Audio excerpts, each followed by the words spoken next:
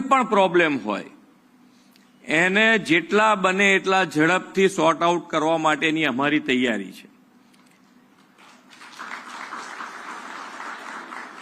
તમે જે પણ બિઝનેસ કરતા હો, હવે સમય પણ એવો આવ્યો છે કે આપણે આપણો બિઝનેસ જે કરીએ છીએ એ પણ તમારે 100% કે ભાઈ ક્વોલિટી ઉપર તો જવું જ પડશે, કારણ કે આપણે ગ્લોબલ કોમ્પિટિશનમાં આવ્યા છીએ. આપણે ગ્લોબલી કોમ્પિટિશનમાં આવી ગયા છે, તો ગ્લોબલની કોમ્પિટિશન કરવી હશે તો આપણે આપણી ક્વોલિટી પણ એ રીતની મેન્ટેન કરવી પડશે.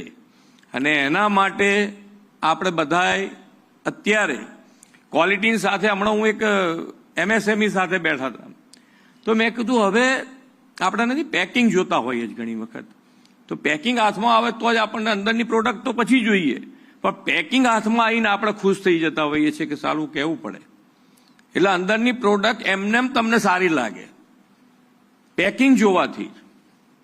એટલે MSMEમાં પણ મેં કીધું છે કે ભાઈ તમે તમારું પેકિંગ પણ એવી રીતનું બનાવો કે લોકોના હાથમાં આવતા જ એક વખત તો એને ગમવું જ જોઈએ કે ના ભાઈ કહેવું પડે. તો એ પેકિંગમાં પણ સરકાર તમારી સાથે ઊભી રહેવા તૈયાર છે